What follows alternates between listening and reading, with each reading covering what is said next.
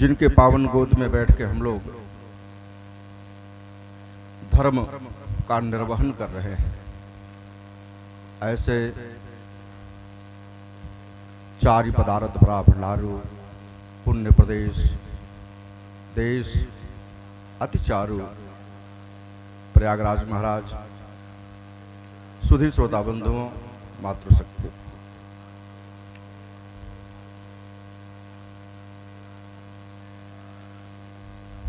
यद्यपि हम तो इस कथा के जजमान हैं और आचार्य जी का निर्देश था कि नहीं आप 1 घंटे कुछ भी बोल दीजिए, तो ब्राह्मण के निर्देश का पालन करते हुए आइए हम लोग कुछ चर्चा करें। देखो भाई, अभी तो हम लोग भागवत सुन रहे थे ना। भागवत क्या है?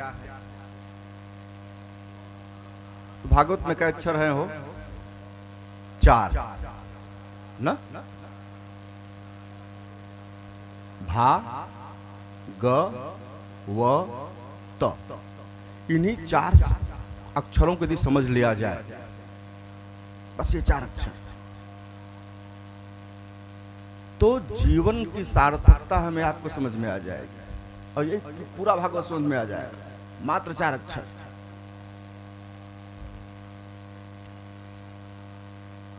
भा क्या है? भा शब्दों कीर्ति वचन, स्मृतिकार कहते हैं, श्रुतिकार कहते हैं, मनीषी गण कहते हैं, विद्वान गण कहते हैं। भा शब्द क्या है? कीर्ति वचन। कीर्ति वचन का मतलब भक्ति।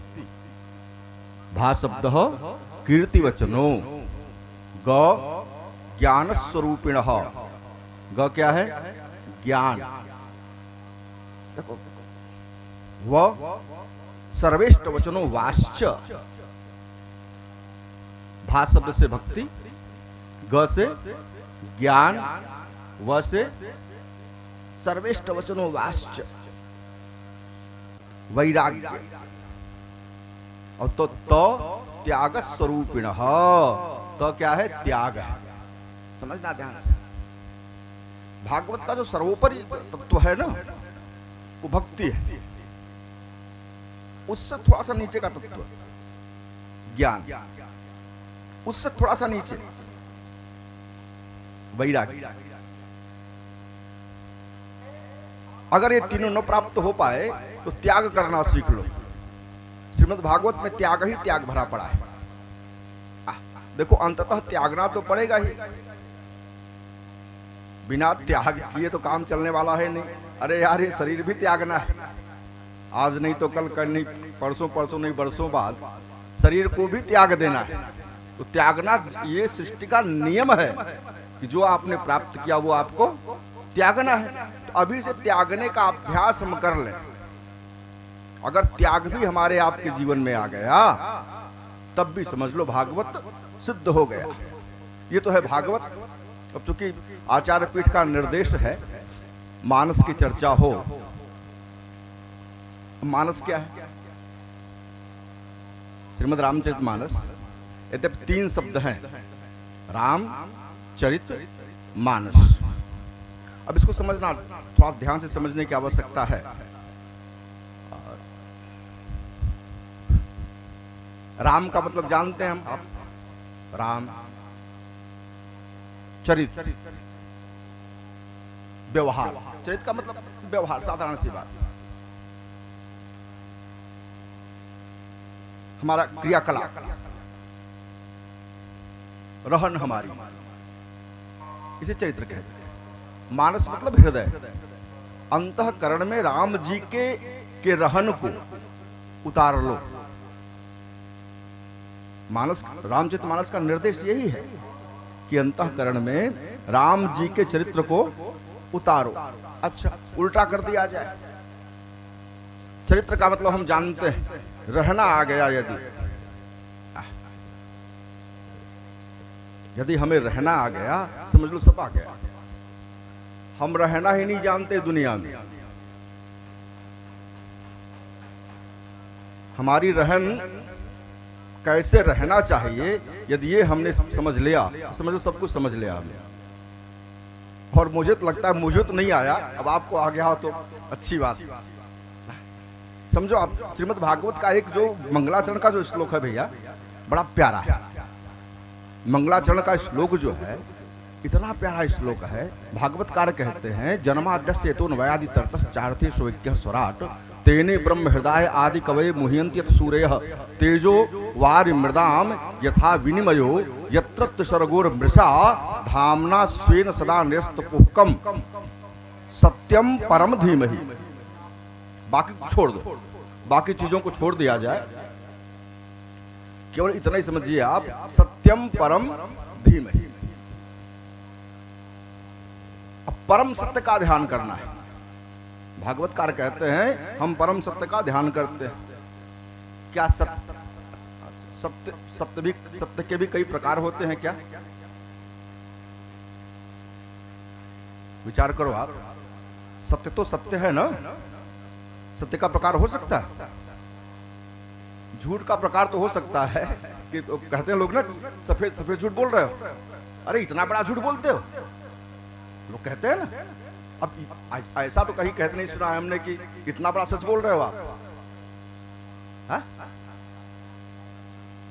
सत्य कहना ही अपने आप में पूर्ण है।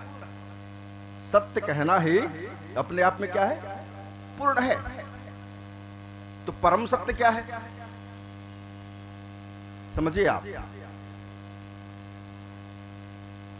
सत्य है, सत्य तो सत्य है, ये परम सत्य क्या है? हो सत्य की परिभाषा करने की आवश्यकता मैं नहीं समझता यहाँ पे, क्योंकि यहाँ जितने लोग हैं ना सब मनीषी हैं।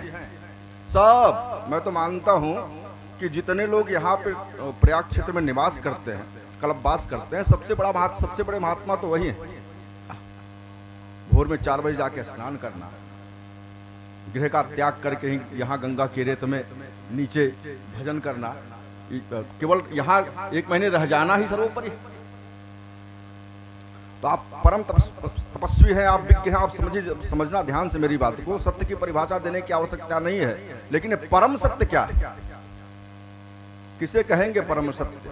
देखो भाई, पहले सत्य और झूठ को समझ लिया जाए 2 मिनट में। जगतगुरु शंकराचार्य जी महाराज से पूछा गया, महाराज आप एक बात बताओ, सत्य क्या है, असत्य क्या है? हाँ? तो एक लाइन में आद्य जगतगुरु शंकराचार्य भगवान ने कहा, ब्रह्म सत्यम जगन मिथ्या।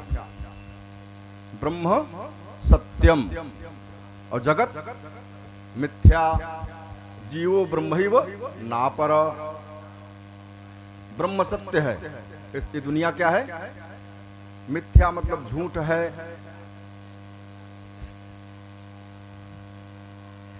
ये दुनिया झूठ है और ब्रह्म क्या है?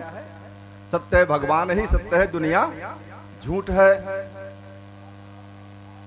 अब भगवान शंकर से पूछा, माता पार्वती ने, बाबा आप बताओ। ये तो शंकराचार्य जी हैं, इन्होंने कहा ब्रह्म सत्यम जगत मिथ्या, संसार झूठ है और भगवान सत्य है। आपका विचार क्या है? क्योंकि आपके ही अंशा बता रहे हैं ये शंकराचार्य जी।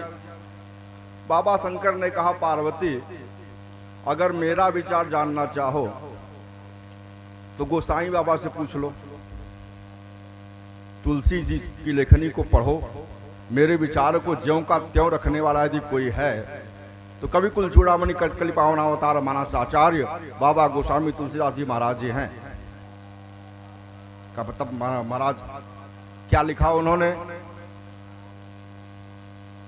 गोसाई जी ने एक पंक्ति लिखी रामचरितमानस में, उमा कहूं मैं अनुभव अपना, उमा कहूं मैं अनुभव अपना, उमा कहूं मैं अनुभव अपना, उमा कहूं मैं अनुभव अपना। अरे पार्वती, मैं अपना अनुभव, अपना एक्सपीरियंस बता रहा हूँ। क्या? सत हरि भजन, सत हरि भजन, जगत सब सपना, उमा कहूँ मैं अनुभव अपना। सत हरि भजन, जगत सब सपना। सत हरि भजन, सत हरि भजन, जगत सब सपना। माता मैं अनुभव अपना। सत हरि भजन, जगत सब सपना। सत्य क्या है? हरि और उनका भजन। इस पंक्ति का अर्थ इस ढंग से निकालिए आप। सत्य, एक तो सत्य है हरि, और दूसरा सत्य क्या है? उनका भजन। और दुनिया क्या है? झूठ नहीं, झूठ नहीं है, सपना। अच्छा, सपना झूठा नहीं होता हो, कभी कभी सपना सत्य भी हो जाता है। हमारे यहाँ कहते हैं ना, भोर का सपना सत्य होता है। भोर में जो सपना हमने देखा वो, अच्छा, रामचरितमानस में एक ने सपना देखा, उसका सपना ज्यों का त्यों सत्य हुआ। एक ने नहीं, दो ने देखा। मानस में दो लोगों ने सपना देखा और दोनों का सपना ज्यों का त्यों, दो नहीं तीन ने देखा। पहला सपना भरत जी ने देखा अपने ननिहाल में। देख ही रात भयानक सपना, जागी करई मन कोटि कल्पना। जागी करहि मन कोटि कल्पना। और ऐसा भयानक सपना देखा इन्होंने कि बार बार उस स्वप्न के दुष्प्रभाव को समाप्त करने के लिए अनेकानेक प्रकार के अनुष्ठानों को किया, उस दुस्वप्न के प्रभाव को नष्ट करने के लिए। प्रजेवाई देई दिन दाना, शिव अभिषेक करई विधि नाना। प्रजेवाई देई बहुदाना, शिव अभिषेक करहि विधि नाना। लेकिन सपने का प्रभाव टला नहीं, वो सपना ज्यों का त्यों सत्य हुआ। दूसरे ने सपना देखा, जानकी जी ने। कहाँ है वो? है चित्रकूट में। उनको पता नहीं है कि गांव में क्या हुआ है, अयोध्या में क्या हुआ है, उनको पता नहीं है। लेकिन उन्होंने रात में सपना देखा कि माताएं विभूषण हीना है, विभूषण से, आभूषणों से, श्रृंगार से, सौभाग्य से रहित हो गई हैं। और उसी दिन भरत जी का पदार्पण वहां हुआ, और तो पता चला नहीं पिताजी का। तीसरा सपना देखा लंका में। हाय हाय हाय भैया, केवल महापुरुषों का सपना ही सत्य नहीं होता, निशाचरों का सपना भी सत्य हो जाता है। हाँ, त्रिजटा ने सपना देखा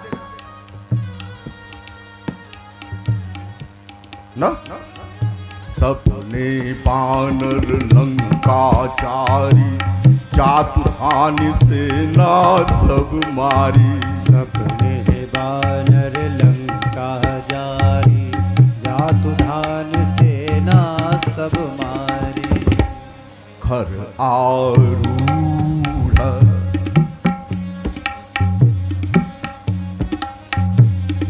नगन 10 सीसा, मुंडेत सिर खंडित भुज बीसा। मुंडित सिर खंडित इसका तात्पर्य मेरा ये कि सपना और सपना सत्य हुआ ना।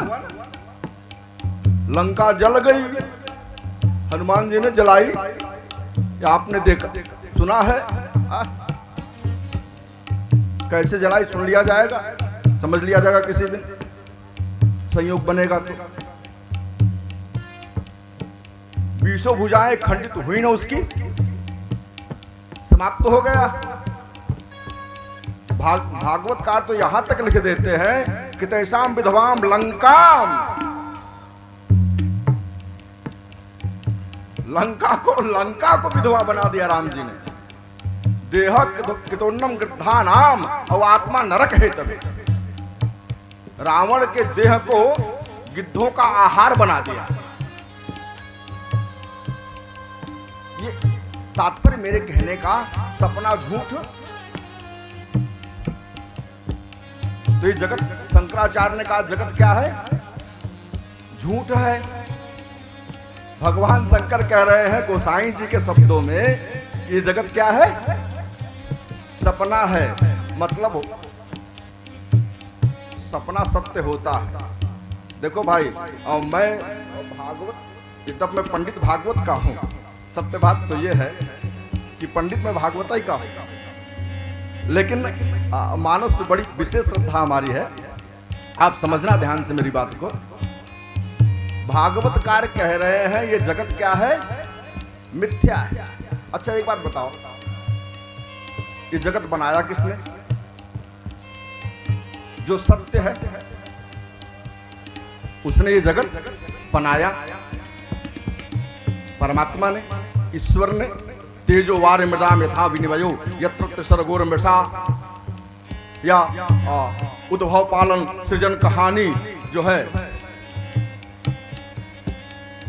एक बात आप बताओ, वो सत्य है और उसका बनाया हुआ चीज झूठ हो जाएगा?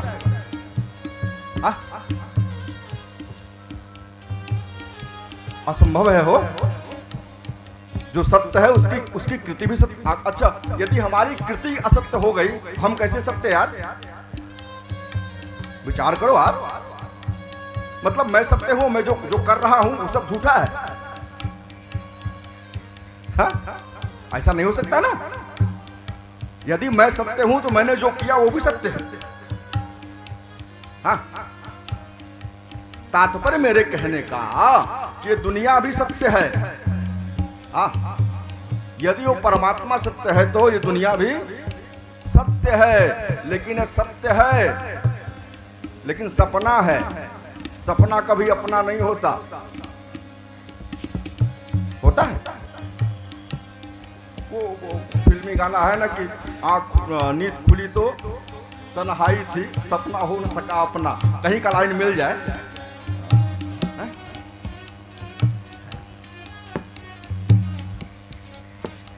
एक बात समझना, परमात्मा सत्य है, ये दुनिया भी उसकी है। ये दुनिया भी सत्य है लेकिन हमारी नहीं है। किसकी है?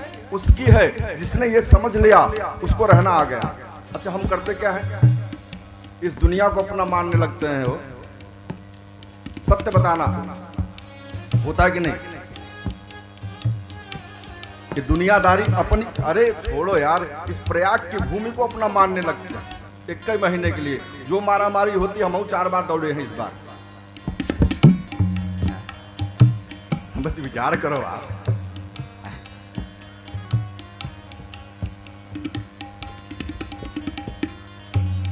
देखो भाई, ये अपना नहीं है, है उसका। और जब उसका है तो उसका मान करके हमें आपको उपयोग के लिए मिला है। उपयोग के लिए तो मिला है ना। उपयोग के लिए मिला, और यदि ज्यों का त्यों हमने लौटा दिया, बल्कि और साफ सुथरा करके लौटा दिया, थोड़ा नीट एंड क्लीन करके लौटाया, तो हो सकता है उसकी कृपा से दोबारा और बढ़िया तरीके से मिल जाए। लेकिन हम इतनी गंदगी भर देते हैं। राग, द्वेष, ईर्ष्या, मद, मोह, माया की प्रवंचनाओं से ऐसे घिर जाते हैं कि इसको अपना मानने लगते हैं। यही गड़बड़ है। देखो परम सत्य यही है कि ये दुनिया हमारी नहीं है, ये दुनिया हमें केवल उपयोग करने के लिए मिली है। उपयोग कर लिया हमने, उसके बाद लौटाना है, लौटा दो। यदि ऐसा हो गया तो समझ लो तुमने जीवन का रहस्य जान लिया। यदि ऐसा न कर पाए तो हमने जीवन का रहस्य अभी तक समझा नहीं, हमको जीना नहीं आया। और यही रहन, यही जीने की कला। देखो मैं आपको एक बात बताऊं,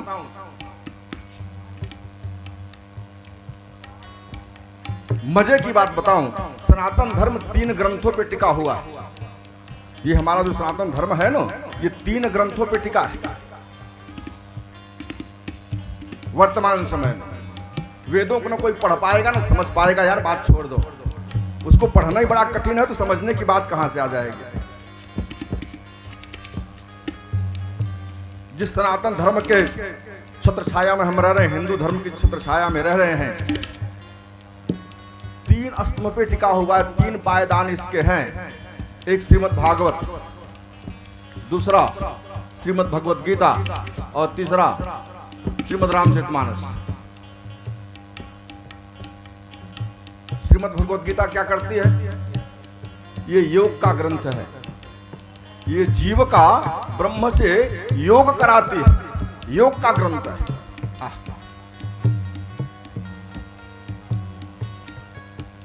इसमें कई योग हैं। कर्मयोग है, इसी में निष्काम कर्म योग है, सकाम कर्म योग है, तो भक्ति योग है। तो क्या योग का ग्रंथ है श्रीमद् भगवत गीता। भागवत ये वियोग का ग्रंथ है। ये जीव का संसार से वियोग, अलगाव, दूरी, बिछुड़ाना, बिछुड़न उत्पन्न करना। धीरे धीरे धीरे धीरे धीरे धीरे धीरे धीरे संसार से मन हटेगा।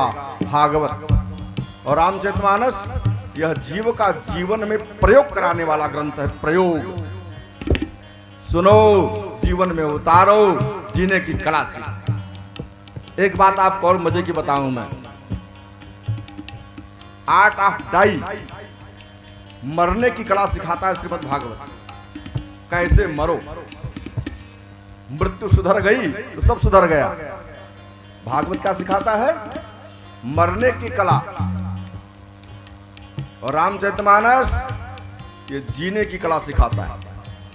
कैसे जियो, कैसे जियो, विषम से विषम परिस्थिति में भी कैसे जिया जाए, ये सिखाता है रामचरितमानस।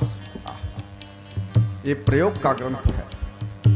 और एक बात और समझना, ये मानस है, मानस इसका नाम देखो। रामचरितमानस अपनी जगह है, विशेष रूप से इसको मानस कहा जाता है। मानस, मानस, मानस, मानस, मानस,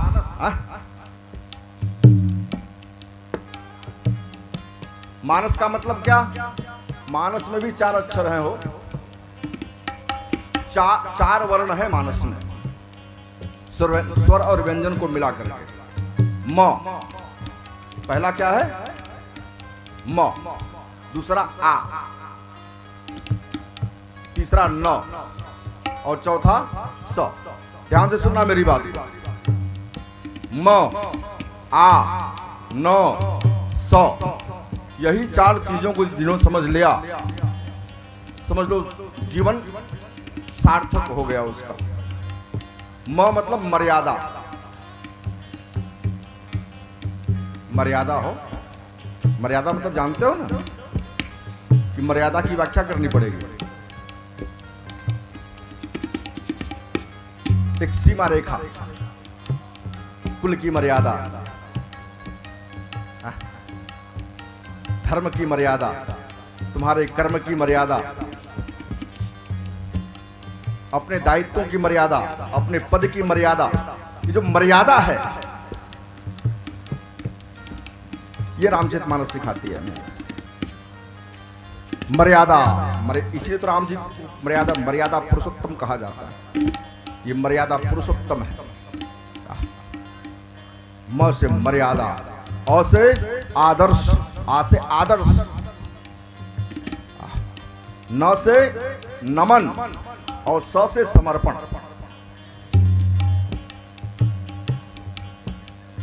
जिसके जीवन में मर्यादा आ गई, जिसके जीवन में आदर्श आ गया, जिसके जीवन में नम्रता आ गई और जिसके जीवन में समर्पण आ गया, समझ लो उसके जीवन में सब कुछ आ गया।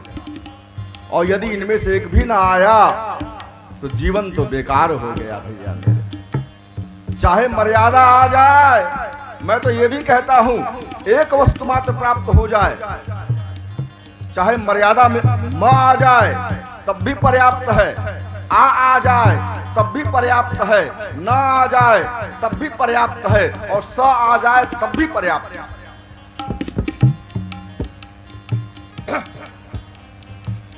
मां से मर्यादा जीवन में यदि आ जाए, समझो रामचरितमानस यही चारों से भरा पड़ा है। मानस इन्हीं चारों से भरा पड़ा है। मर्यादा क्या कहा जाए, कैसी कैसी मर्यादा है रामचरितमानस में। मर्यादा यदि देखनी है, समझनी है तो रामचरितमानस को समझने का प्रयास करो आप। किसकी मर्यादा कहां तक है ये रामचरितमानस सिखाता है। कहो क्षत्रिय की क्या ये मर्यादा है कि ब्राह्मणी किसी ब्राह्मणी के ऊपर अपने चरण के रस को गिराए? बोलिए आप जरा, सत्य बताना। किसी भाई किसी क्षत्रिय की ये मर्यादा है कि ब्राह्मण की स्त्री के ऊपर अपने चरण को रखे या अपनी चरण धूल को गिराए? हा? नहीं ना। अच्छा, राम जी ने किया और कहते हैं मर्यादा पुरुषोत्तम है। कहा जाता है मर्यादा पुरुषोत्तम है और राम जी ने किया ये।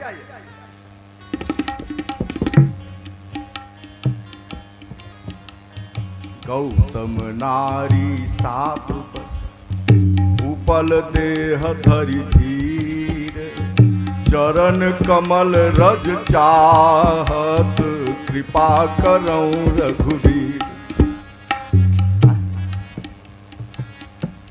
दिनकर जी ने लिखा कि जब विश्वामित्र जी ने कहा कि राम अहिल्या के ऊपर अपने चरणों का स्पर्श करा दो, राम जी ने कहा महाराज एक तो प्रथम परीक्षा का दिवस आज, एक तो प्रथम परीक्षा का दिवस आज, इससे रघुवंशियों को आयस रहेगा। एक तो प्रथम परीक्षा का दिवस आज, इससे रघुवंशियों को आयस रहेगा। माननीय मुनिवर महर्षि क्षमा करें प्रभु।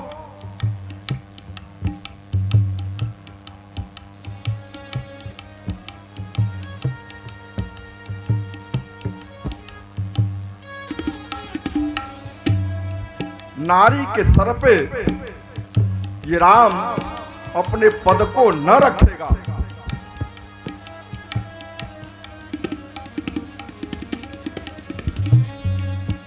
विश्वामित्र ने कहा राम किस मर्यादा की बात करते हो? तुम मर्यादा की बात करते हो? एक मर्यादा का उल्लंघन करके दूसरे मर्यादा का पालन करना चाहते हो? तुम हो कौन? कहा क्षत्रिय, कहा मूर्ख कहीं के। क्षत्रिय कहां रह गए तुम कहां क्षत्रिय हो? अब तुम्हारे पिता ने जब मुझे तुमको सौंपा तो क्या कहा था? कहा याद नहीं? कहा याद करो। जब तुम्हारे पिता दशरथ ने मुझे सौंपा, जब मैं गया वहां, एक बात मजे की बताऊं आपको। देखो कभी किसी से मांगना नहीं चाहिए, कभी किसी से मांगो मत। यदि मांगोगे तो लगातार डिमोशन होगा। विश्वामित्र जी को जब गोसाई जी परिचय लिखना प्रारंभ करते हैं रामचरितमानस में, क्या गजब का परिचय लिखते हैं। गोसाई जी लिखते हैं विश्वामित्र महामुनि ज्ञानी, बसहि विपिन शुभ आश्रम जाने। विश्वामित्र जी क्या है? महामुनि है, ज्ञानी है। क्यों? क्योंकि जंगल में रहते हैं, जंगल में रहते हैं, इसलिए क्या है? ये महामुनि है, ज्ञानी है। अच्छा, इनके मन में एक विचार आया, क्या यज्ञ करने जा रहा हूं, यज्ञ की रक्षा के लिए चलो अयोध्या से राम जी को मांग लाऊंगा। मन में केवल विचार आया, मन में विचार आया और वहां से चले मांगने के लिए। अभी मांगा नहीं है, केवल मन में ये धारणा लेके, मांगने की धारणा लेकर के बक्सर से अयोध्या पहुंचे, सरयू में डुबकी लगाई। और जब सरयू में डुबकी लगाई तो गोसाई जी महाराज की शब्दावली बदल गई। गोसाई जी ने लिखा, पहले तो गोसाई जी लिखते हैं, ये क्या है? विश्वामित्र महामुनि ज्ञानी, विश्वामित्र महामुनि ज्ञानी, बसहि विपिन शुभ आश्रम जानी। बसहि विपिन शुभ आश्रम जानी। वहां से चले, गादि चरण मन चिंता व्यापी, बिनु हरि मरहि निश्चर पापी। चाहे कारण को कुछ भी रहा हो, लेकिन मांगने के लिए निकले और जंगल छोड़ करके अयोध्या में पहुंचे तो गोसाई जी की लेखनी बदली, उन्हीं के लिए बदली। क्या? मुनि आगमन सुना जब राजा, मुनि आगमन सुना जब राजा। कहो महामुनि थे, अब क्या हो गए? मुनि हो गए। मुनि आगमन सुना जब राजा, मिलन गया उलई विप्र समाजा। मिलन गया उलई विप्र समाजा। मिलन गया उलई विप्र समाजा। ए भैया, अभी इतना ही नहीं, इसके बाद मांगा इन्होंने, गए, खूब आओ भगत करी। एक तो डर था, पूरी अयोध्या थर थर थर थर कांप रही थी। ये महात्मा आया हुआ, एक बार आया था, इसके पहले भी ये महात्मा इसके पहले भी एक बार आया था, और चंद्र के समय में आया था, वो हरिश्चंद्र के समय आया था, अब रामचंद्र के समय फिर आया है। लगता है रघुवंशियों के नाम के आगे चंद्र लगना ही बड़ा गड़बड़ है। रघुवंशियों के नाम के आगे चंद्र लगा। हरिश्चंद्र के समय में महात्मा आए तो डोम के घर पानी भरना पड़ा, फिर आए हुए, अब क्या किया जाए? दौड़े दशरथ जी जाकर के सरयू किनारे चरणों में लेटे, भगत किया, लेके आए, सिंहासन पे बैठाया और उसके बाद पूछा, कहीं कारण आगमन तुम्हारा? महाराज आप क्यों आए हैं? आने का प्रयोजन? महाराज बड़ी कृपा भाई, आपने पदार्पण किया, ये तो अहो भाग्य हमारे। लेकिन महाराज आप जैसे महापुरुष अकारण बिना किसी प्रयोजन के पधारते नहीं हैं, आने का प्रयोजन बताएं, आदेश करें ना महाराज, हम उसको पूरा करें। विश्वामित्र जी 2 वाक्य कहा। का राजा, मैं तुमसे मांगने आया हूं। मांग लो महाराज, लेकिन पहले कारण सुन लो, किस लिए मांग रहा हूं मैं। एक बात मैं बताऊं, कारण कितना हो ऊंचा क्यों न हो, समाज का के कल्याण का ही कारण क्यों न हो, अगर तुम्हारे पास सामर्थ्य है तुम करो, अन्यथा मांग के मत करना करना ना। मानस का निर्देश है, ये रामचरित मानस कहता है, मांगोगे उसी समय तुम्हारे आचरण के ऊपर, तुम्हारे प्रतिष्ठा के ऊपर, तुम्हारे रहन के ऊपर उंगली उठेगी, इसमें दो राय नहीं।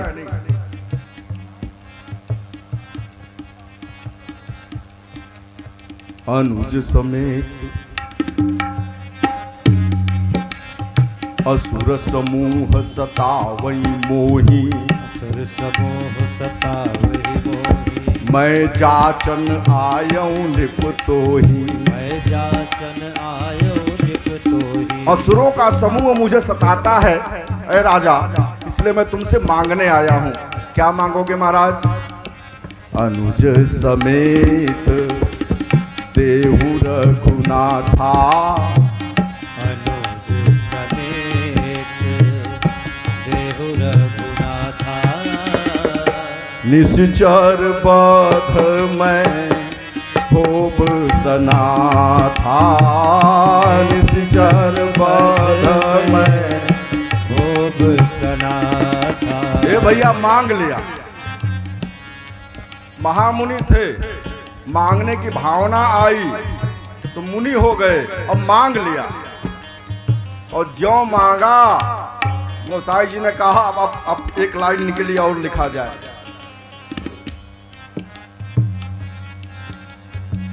अनुज समेत देहु रघुनाथा, रघुनाथ को मुझे दे दो। ज्यों ही कहा दशरथ जी ने कहना शुरू किया, महाराज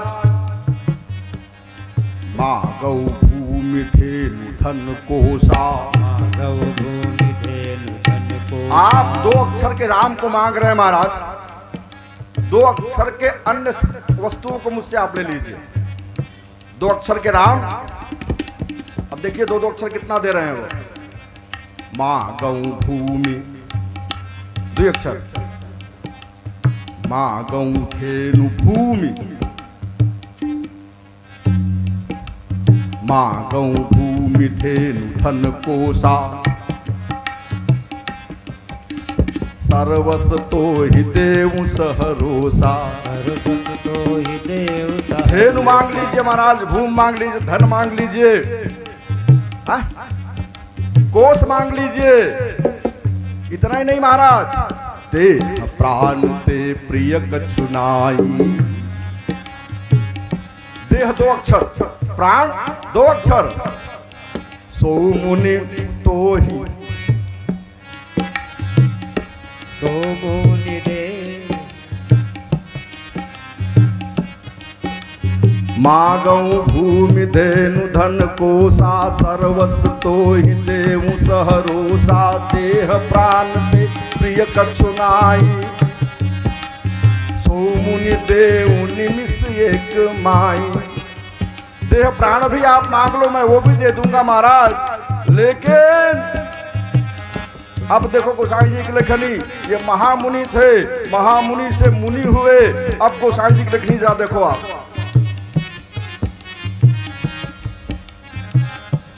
चौथे पन पायऊ सुत चारी, चौथे पन पायऊ